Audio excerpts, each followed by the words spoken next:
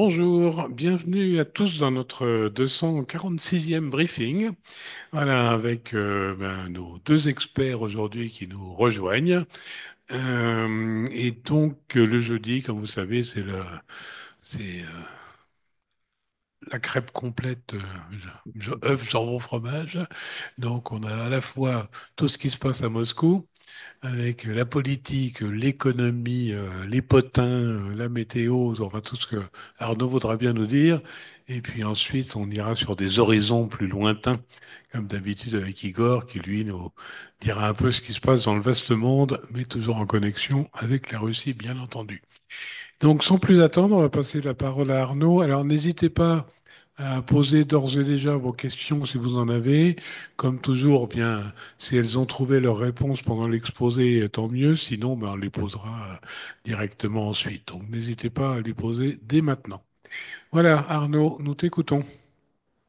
Merci, Président. Bonjour à tous. Il y a effectivement certains domaines, des ragots mondains que je vais éviter aujourd'hui. Il est vrai que je suis coupé du marigot depuis quelque temps déjà et Pavel n'est pas là pour m'alimenter en toutes sortes de médisances ou de nouvelles croustillantes. Donc, je vais parler de choses sérieuses ou à peu près sérieuses, en tout cas que je considère comme importantes. D'abord, dans le domaine de l'économie, euh, on a appris par l'agence Bloomberg que la Russie avait signalé son intérêt à l'administration Trump pour l'achat d'avions civils Boeing après un éventuel cessez-le-feu. Le cas échéant, cette transaction pourrait se faire sur les fonds gelés actuellement aux États-Unis. Alors on voit bien la stratégie russe qui s'esquisse et qui vise à intéresser finalement le locataire de la Maison-Blanche, Monsieur Witkoff et les autres interlocuteurs à un allègement de certaines sanctions américaines. Autre point d'actualité qui me paraît significatif, alors qui est la convergence de l'économie, du stratégique aussi, c'est la visite effectuée hier par Vladimir Poutine à l'université Bauman, à l'université technique de renom, comme tout le monde le sait. Il y avait une réunion qui portait sur l'espace, sur le spatial. Ça intervient, il faut le rappeler, quelques jours après le 12 avril, qui est la date anniversaire du premier vol dans l'espace, celui de Yuri Gagarin. Cela intervient également, et on en avait parlé après le remplacement de la direction de Roscosmos. Donc voilà, une visite importante dans un établissement supérieur qui forme certains des ingénieurs actifs dans le secteur spatial. Poutine a insisté sur l'importance de ces industries pour l'activité économique dans son ensemble, pour la modernisation de la Russie et pour la capacité de la Russie à rester souveraine dans le monde à venir. Ce qui m'a personnellement frappé, c'est deux choses, au-delà des discours un peu généraux, mais qui étaient significatifs. C'est d'une part l'accent mis sur la coopération avec Rosatom, vous savez, le champion national et même un champion mondial en réalité, du nucléaire civil qui construit des dizaines de réacteurs en Russie et à l'étranger et qui, depuis quelque temps, élargit ses activités à de nombreuses technologies de pointe qui ne sont pas forcément en lien direct avec le nucléaire civil ou militaire. Et là, eh bien, on voit des applications nucléaires dans l'espace. Alors, il s'agit de réacteurs, de systèmes de propulsion pour divers systèmes en cours d'élaboration, de recherche.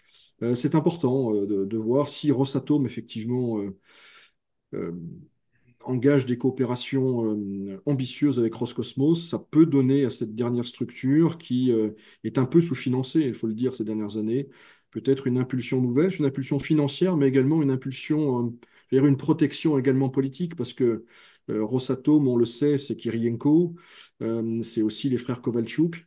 Donc, si ces personnes-là s'intéressent vraiment aux affaires spatiales, on peut penser que eh bien, Roscosmos a des jours peut-être plus importants devant lui. L'autre élément intéressant, ce sont les compliments publics adressés par Vladimir Poutine à Elon Musk, présenté effectivement comme un nouveau Korolev, ce qui n'est pas rien dans la bouche d'un président russe, même si on sait tous comment a terminé Korolev. Enfin, il n'a pas eu que, disons que sa vie n'a pas été sans doute aussi ensoleillée que la Californie ou les greens de golf de Floride. Euh, Trois petites nouvelles, quelques brèves donc, toujours dans le domaine économique, avec les offres de logements neufs qui sont au plus bas dans la région de Moscou depuis 2020. Alors c'est la conséquence du ralentissement, voire certains diront même de la suspension de très nombreux chantiers euh, en raison de la hausse des taux d'intérêt. Et certains connaisseurs du secteur immobilier estiment qu'en 2027-2028, le pays risque d'être confronté à un très sérieux déficit de logements si cette tendance devait se poursuivre. Les ventes d'alcool fort, un sujet qui intéresse beaucoup de gens, naturellement, et moi le premier, qui ont baissé de 14,7% sur les 3 premiers mois de l'année par rapport aux 3 premiers mois de l'année 2024. Alors, il faut voir si ça se confirme, mais toutes les statistiques, qu'elles soient russes ou qui viennent de l'Organisation mondiale de la santé, montrent que la consommation d'alcool en Russie a drastiquement baissé ces 20-25 dernières années. Donc, cette tendance semble se poursuivre.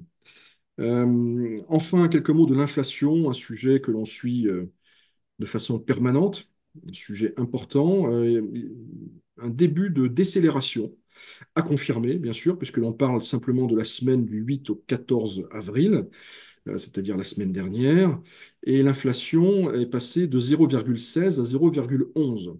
Donc ce n'est pas rien.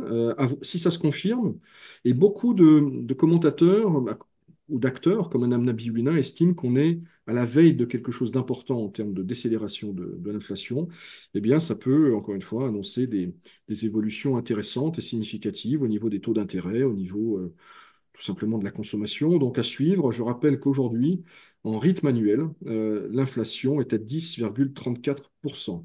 Quelques mots de politique intérieure avec quatre événements qui me paraissent significatifs ces derniers jours. D'abord, l'arrestation et le placement en détention de l'ancien gouverneur de la région de Koursk, M. Alexei Smirnov, qui a été en fonction très brièvement l'année dernière, de, du printemps jusqu'à décembre 2024.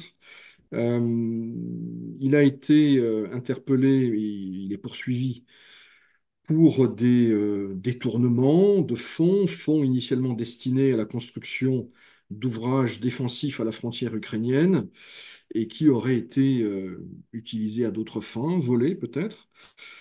Cette affaire fait couler beaucoup d'encre à Moscou, en tout cas on en parle. Euh, Pourquoi? Parce que beaucoup de gens s'interrogent finalement sur le sens réel de cette arrestation. Est-ce que M. Smirnov ne serait pas au fond un bouc émissaire trouvé par les différents Siloviques qui se renvoient la balle sur la responsabilité de la percée ukrainienne du mois d'août, l'armée, les gardes frontières? Certains disent par ailleurs que la véritable cible, ou en tout cas la personne qui aurait dû être ciblée, c'est plutôt le prédécesseur de M. Smirnov, M. Starovoyt, qui est ministre des Transports aujourd'hui, qui était gouverneur de Koursk pendant très longtemps, et qui a quitté son poste donc en 2024, et ses fortifications n'avaient pas été construites lorsqu'il a quitté son poste. Donc, affaire à suivre. Euh, on commence à s'habituer aux arrestations de gouverneurs ou d'anciens gouverneurs. Celle-ci fait beaucoup de bruit parce qu'on parle d'une région dont on a beaucoup parlé et où les enjeux politiques, les enjeux symboliques sont très forts. Autre nouvelle de politique intérieure, et je poursuis finalement la chronique judiciaire, hein. Il y a, il faut bien le dire, depuis des mois, voire des années, une forte proportion judiciaire et répressive dans la rubrique politique intérieure et société.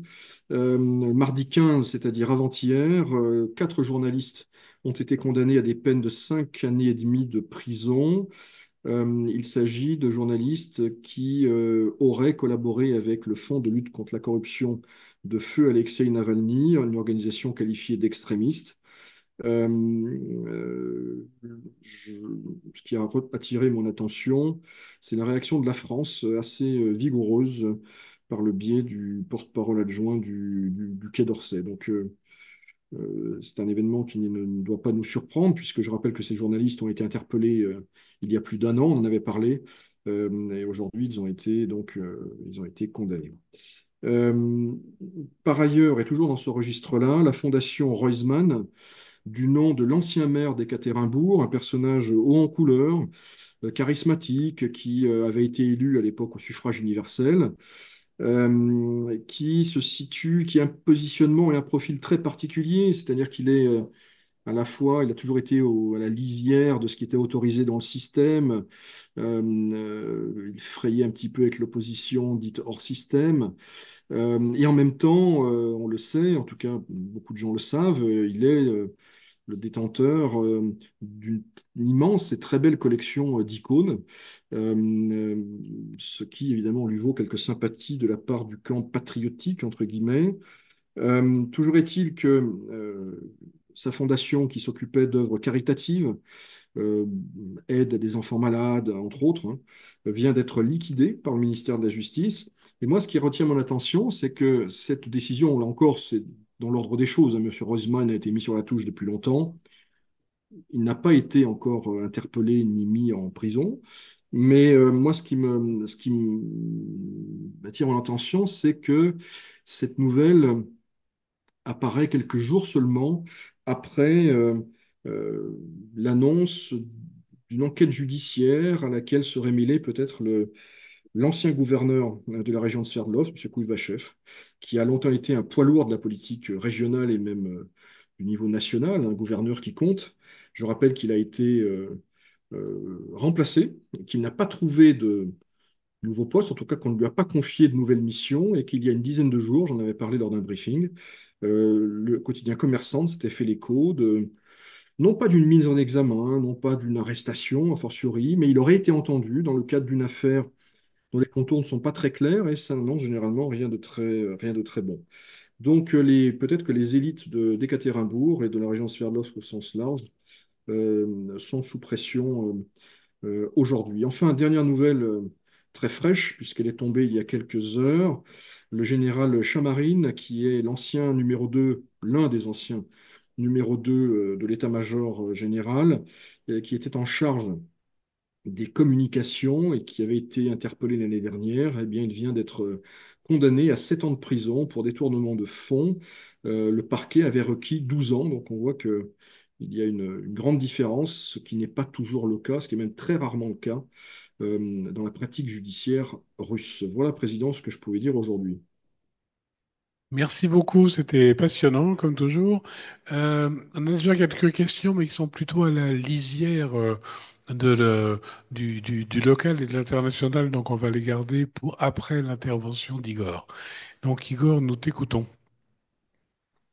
Merci, Président. Bonjour à tous. Alors, la principale information dans cette rubrique en politique étrangère, c'est la visite du secrétaire d'État américain Marco Rubio et du conseiller américain de Donald Trump pour le Moyen-Orient, M. Steve Witkoff, à Paris, où il rencontre aujourd'hui, en ce moment même, certainement, le président Macron et leurs homologues, bon, savoir M. Jean-Noël Barrot, hein, qui est ministre des Affaires étrangères. Alors, c'est une visite qui a plusieurs objectifs. Il y a en gros trois gros sujets qui sont à l'ordre du jour. L'Ukraine, évidemment, l'Iran aussi, puisque il se passe des choses de ce côté-là, et la guerre tarifaire déclenchée par Donald Trump à l'égard de plusieurs pays.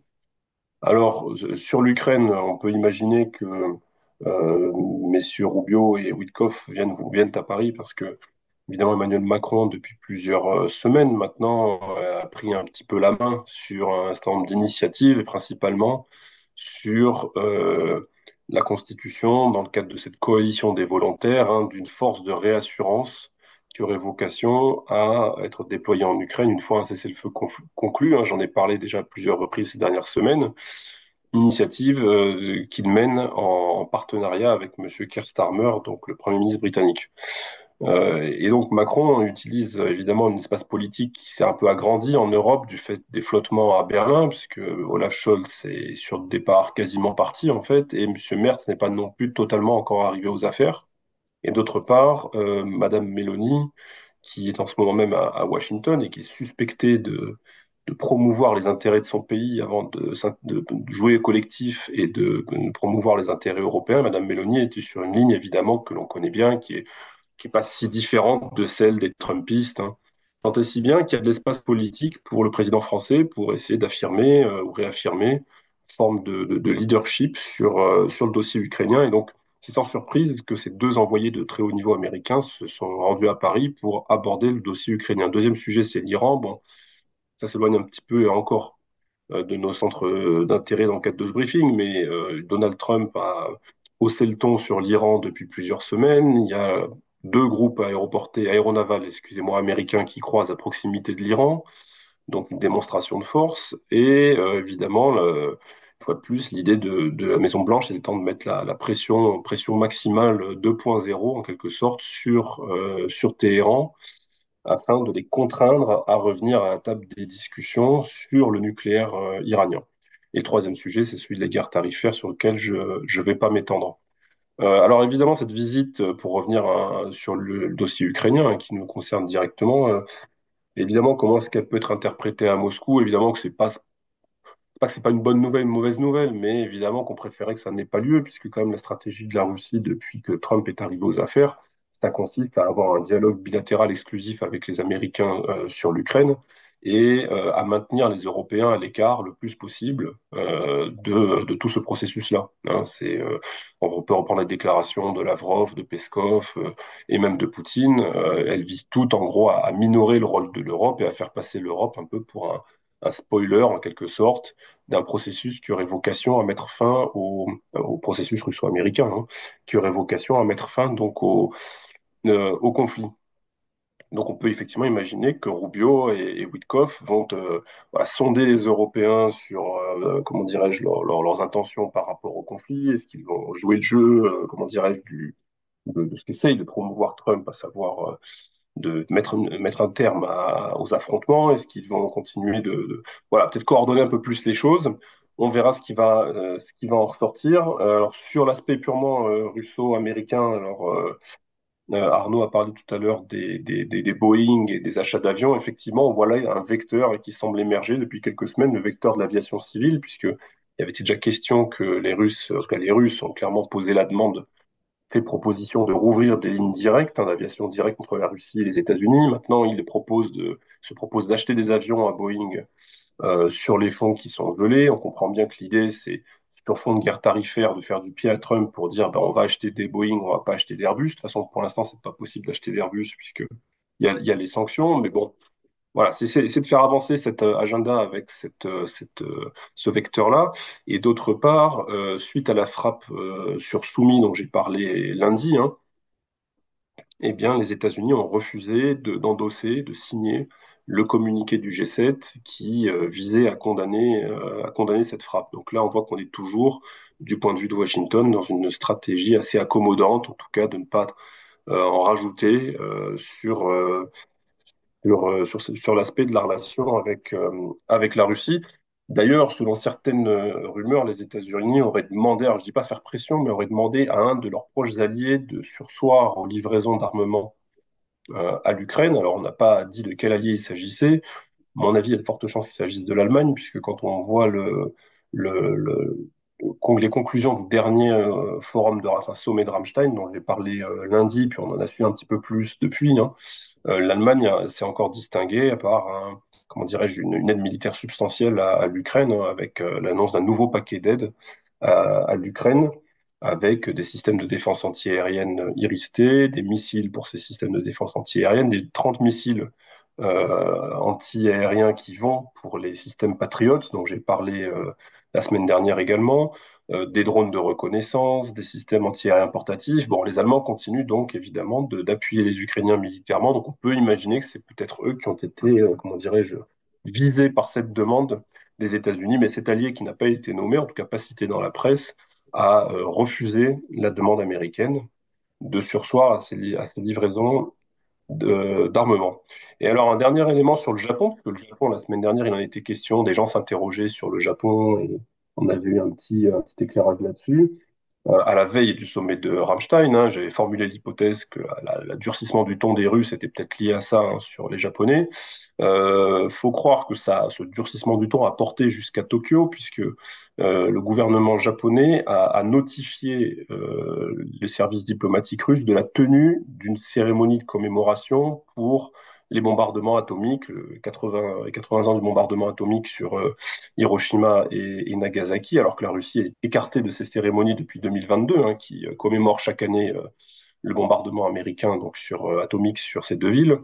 Eh bien, cette année, le gouvernement japonais, alors de manière très, comment dirais-je, feutrée, diplomatique, a tenu à dire que ce n'est pas une invitation formelle à l'ambassadeur de Russie à Tokyo à venir assister à la cérémonie, mais c'est une notification qu'il y aura une cérémonie, alors, qui n'était pas fait auparavant depuis 2022, et que par conséquent, si la Russie souhaite y participer, elle peut en faire la demande, et ses représentants seront accueillis à Hiroshima, là où il y a le fameux sanctuaire avec la flamme éternelle, hein, qui brûle tant qu'il y aura des armes atomiques sur la planète, pour ces cérémonies-là. Bon, c'est un geste qui, à mon avis, est une réponse à ces échanges un petit peu de la semaine dernière que nous évoquions dans le briefing.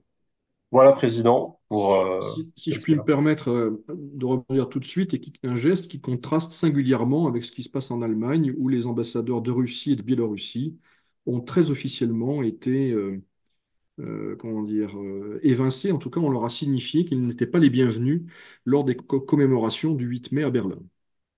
Oui, j'allais justement rebondir moi-même là-dessus parce qu'on a une question d'un auditeur qui dit, est-il vrai que M. Baerbock a interdit aux Länder d'inviter des Russes et des Biélorusses aux cérémonies du 80e anniversaire, la fin de la Seconde Guerre mondiale. Alors, non seulement les ambassadeurs, mais est-ce que ça concerne plus largement tout ce qui peut être russe ou Alors, je biélorusse? ne sais pas si ça concerne le niveau régional aussi. Ce qui est certain, c'est que c'est un signal très fort qui a été très mal pris évidemment à Moscou. Il y a eu une joute verbale ou des posts Telegram, je ne sais plus très bien le vecteur qui a été choisi par Madame Zakharova, porte-parole du ministère des Affaires étrangères, qui a pris plaisir à rappeler la généalogie de Madame Baerbock, les ancêtres nazis de l'actuel ministre des Affaires étrangères. D'ailleurs, la même chose avait été faite il y a quelques jours à propos de Monsieur Merz, dont le père, je crois, ou le grand-père, je ne sais plus, était un haut dignitaire du régime nazi. Donc oui, les choses ne s'arrangent pas, et elles s'expliquent aussi en partie, Igor en a parlé, par voilà, l'hypothèse de livraison de missiles Taurus aussi allemands à, à l'Ukraine. Très bien. Alors, dans le genre plus people, on a une question un peu originale. C'est pour Pavel, normalement, ça, hein. Est-il vrai que le prince Harry s'est rendu à Lvov? Et si oui, faut-il secrètement? Ou secrètement avec des guillemets, donc peut-être pas tellement. Et peut-on en tirer des leçons sur la position britannique dans le conflit? Alors, je ne sais pas si c'est à Lvov, j'en sais rien, à vrai dire, je ne suis pas trop les tribulations du prince Harry, mais en revanche, on l'a vu dans les pays baltes il y a pas longtemps, une quinzaine de jours, peut-être 3 semaines, pas plus, sur un char Challenger, photographié, donc à proximité immédiate de la frontière russe, et c'est vrai qu'ensuite on l'a revu euh, peut-être en Roumanie ou je ne sais plus où, donc apparemment il y a bon, il y a effectivement, ils se promènent dans cette zone-là de tension géopolitique et ça concorde avec la position britannique qui est très intransigeante et très ferme, évidemment, ça peut le dire, à l'égard de la Russie. Donc, est-ce qu'après, c'est une orchestration? Est-ce que tout ceci est téléguidé? Est-ce que ça fait partie d'un plan de communication? J'en sais rien. Mais oui, c'est vrai qu'il se balade apparemment sur le flanc oriental. Bien, ben voilà, il a le mérite de nous éclairer. Une autre question qui est plus pour toi, je pense, parce que tu es un grand spécialiste. On nous dit que Vladimir Poutine aura annoncé de grands changements dans la marine russe. Alors, je ne comprends pas bien, d'après la question, si c'est la marine militaire ou la flotte commerciale, parce qu'on parle à la fois, est-ce que ça concerne le passage du Nord ou la mer Noire? Non, non, en fait, c'est en lien avec sa visite, sa journée de travail à Saint-Pétersbourg, journée de travail à l'occasion de laquelle, d'ailleurs, il a reçu très longuement M. Witkoff, hein, j'en ai parlé, donc à Saint-Pétersbourg. Et c'est vrai qu'à l'occasion de cette même journée, il a aussi une réunion avec le collège maritime, hein, une institution qui a été fondée quand même il y a de cela un certain temps, désormais, par Poutine lui-même, qui est aujourd'hui présidée par quelqu'un qu'on connaît bien, qui est M. Patrouchev, hein, l'ancien secrétaire du Conseil de sécurité de la Fédération, et qui est, et en fait, s'occupe de ce collège maritime et qui est aide de camp ou conseiller spécial, je ne sais plus quel est la titre exact, de Poutine pour les questions maritimes et navales. Donc la question qui est posée, c'est clairement la marine de guerre russe, en fait, hein. Sur la marine de guerre russe, il a été annoncé à cette occasion à Saint-Pétersbourg un grand plan d'investissement, 8400 milliards de roubles sur 10 ans, ce qui fait en gros 85 milliards d'euros sur 10 ans pour la marine de guerre russe. Alors, le timing n'est pas anodin parce que on est sur la fin, en fait, hein, enfin, on arrive vers la fin du plan d'armement actuel qui court de 2018 à 2027. 2027, ça arrive vite et comme toujours, on réfléchit déjà au prochain plan, au plan suivant qui sera peut-être, je sais pas, 2028, 2035, enfin bon, peu importe.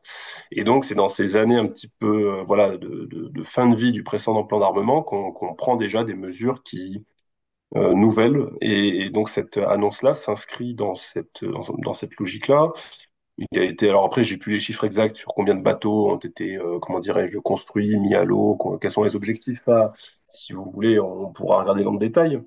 Mais ce qui est intéressant, c'est que ça soit annoncé comme tel, ce qui, à mon avis, si vous voulez, euh, indique que peut-être les enseignements militaires au niveau naval du conflit en Ukraine ont été tirés ou ont été déjà synthétisés ou sont en passe de l'être, et que on budgète déjà quelque chose qui aura vocation, voilà, à tenir compte pour un plan d'armement qui va tenir compte de ces enseignements, de ce retour d'expérience, comme on dit dans le langage, hein, des aspects navals en mer Noire, donc de ce conflit-là. Donc effectivement, la question porte sur ces annonces-là qui ont même pas une semaine, hein. Merci. Alors, pour rester dans le domaine maritime, on nous dit que la Russie a signé un accord de pêche avec le Maroc. Quel intérêt pour la Russie?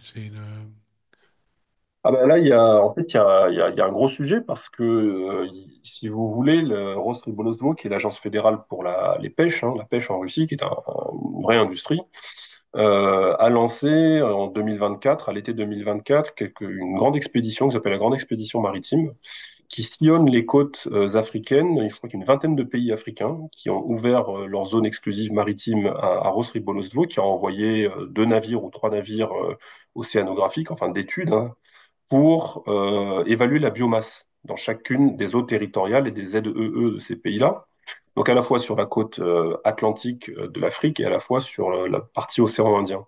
Et donc c'est une grande expédition maritime, c'est comme ça que ça s'appelle, hein, qui va durer jusqu'en 2026. Chaque fois que ces bateaux sillonnent les eaux territoriales d'un État donné, il y a des scientifiques africains de l'État en question qui montent à bord de ces bateaux et qui étudient la biomasse dans chacun de ces pays des eaux, de ces eaux. Et le but du jeu, c'est déterminer donc en gros quel est le volume. Et pour les Russes, en contrepartie, on imagine bien d'obtenir des quotas, ou si les quotas existent déjà, d'avoir des quotas à la hausse pour que leurs pêcheurs puissent aller pêcher dans ces eaux-là. Donc, et de voir quel type de poisson on a, hein. Donc, voir un petit peu tout ça. Donc, il y avait déjà des quotas qui existaient en l'occurrence avec le Maroc, je ne vais pas dire de bêtises, mais là, en l'occurrence, à l'occasion d'un grand salon sur les aspects maritimes qui s'est tenu au Maroc le mois dernier, qui s'appelle Aliotis, la Russie avait un très grand stand d'ailleurs à ce salon-là, avec notamment Rosri Bolostvo, eh bien, cet accord a été signé pour prolonger, renouveler les autorisations de pêche et les quotas par les pêcheurs russes dans les eaux du Maroc. Ce qui est intéressant, c'est que les navires, on parlait tout à l'heure de plan d'armement naval, pour le coup, pour le volet civil et plus spécifiquement le volet pêche, l'industrie navale russe et les chantiers navals russes savent faire. Ils savent faire des crabiers, ils savent faire des chalutiers, ils savent faire des bateaux de pêche, qui peuvent aller sillonner aussi bien les eaux de l'Arctique que les autres eaux dans l'océan Pacifique ou l'océan Indien. Et donc, bon, bah, c'est un élément aussi, évidemment, de diplomatie maritime et de diplomatie économique, d'une certaine manière aussi. Et c'est quelque chose qu'ils vont essayer de décliner et qui vont, à mon avis, certainement décliner avec a priori un certain succès auprès de, je vous ai dit, une vingtaine d'États africains qui jouent le jeu de cette grande expédition maritime. Bien, ben voilà qui est intéressant parce que bon, c'est le soft power russe, tout à fait en action, donc c'est pas mal. On nous parle également, alors il y a des gens qui visiblement sont très attentifs à tous les discours du président Poutine, puisqu'on nos auditeurs nous dit qu'il souhaite le développement de l'industrie du bois. Des perspectives intéressantes aussi pour la Russie. Bon, L'industrie de du façon bois. générale, oui, pardon, de façon générale, il faut toujours écouter les discours présidentiels, hein, n'est-ce pas? L'industrie du bois, alors là, je dois dire que j'ai pas d'éléments très nouveaux là-dessus. Ce que l'on sait, c'est qu'il y a eu de longue date, je dirais, il y a au moins une dizaine d'années, une volonté de réduire les exportations de bois brut et d'augmenter les capacités de transformation en Russie. Et par ailleurs, il y a des dossiers très spécifiques à la Sibérie et à l'Extrême-Orient où les coupes blanches, parfois au profit de clients chinois, commençaient à susciter un certain émoi. Donc, est-ce qu'il y a eu des annonces saillantes? Je ne suis pas certain, mais il y a une volonté effectivement de monter en gamme et de transformer plus en Russie. Très bien. Une question qui n'a rien à voir, on nous dit le Turkménistan va-t-il adhérer à l'OMC? Et si oui, quelle pourrait être la réaction de Moscou? Aucune idée, Il y a des aucune gens très idée. pointus dans nos auditeurs. Et je Voilà. suis pas certain. Alors bon, une fois, on pourrait disserter sur l'état de l'OMC aujourd'hui. Est-ce que c'est une organisation qui a encore de la pertinence? Est-ce que ce n'est Oui. pas finalement aujourd'hui une coquille vide? Beaucoup le pensent, hein. Pour le Turkménistan, quel intérêt? Un pays qui exporte du gaz. Franchement, je vois pas très bien. Je ne pense pas que ce soit un sujet de première importance, en tout cas. Hmm. Bon, on va finir avec une question plus sociétale, laquelle je vais vous laisser disserter. Il paraît qu'à Sourgout, en Sibérie, la mairie prend des mesures contre ses employés concernant le porno, l'alcool et la vulgarité. Est-ce une initiative isolée ou un mouvement qui monte en Russie? Dommage que Pavel soit pas là, vraiment. Dommage que Pavel soit pas là, oui, c'est Euh, ce que je pensais. je ne pense pas qu'il soit à l'origine de ça. Je peux donner Euh, mon sentiment, c'est que ça s'inscrit dans un mouvement assez général de retour à la morale et de oui, durcissement disons qu'il y dans le a, niveau des mœurs. oui, il y a certaines campagnes comme ça. Alors, on a beaucoup parlé de Vologda. Enfin, c'est moi qui en ai parlé de Vologda il y a quelques semaines, quelques mois, avec ce gouverneur Filimonov voilà, qui veut laver plus blanc que blanc, qui inaugure des bustes à Staline, qui interdit les ventes d'alcool en journée. Bon, là, je crois effectivement que ça portait spécifiquement sur le porno, en fait, hein. Alors, est-ce qu'il y a eu des histoires localement, franchement, je ne sais pas. Ça s'inscrit effectivement dans une tendance. Est-ce que c'est vraiment une tendance de fond? Je dirais il y a beaucoup d'hypocrisie aussi dans tout ça, hein, et d'affichage politique. En tout cas, certains responsables politiques locaux, voire fédéraux, religieux aussi, mais bon, là, ils sont peut-être plus dans leur domaine de prédilection, estiment qu'il y a effectivement un combat à mener, peut-être un créneau politique à prendre. Mais je n'ai pas spécifiquement regardé ce qui s'était passé à Surgout, grande capitale pétrolière de Sibérie occidentale. Eh bien, merci de ces éclaircissements. Merci tous les deux donc d'être toujours présents, d'être toujours aussi percutants, informés et désireux de nous faire partager votre savoir. Donc, nous nous retrouvons lundi pour un briefing traditionnellement consacré à l'international. D'ici là, ben, que tout le monde passe un bon week-end et comme toujours, la CCI France-Russie se tient à vos côtés. Tenez bon.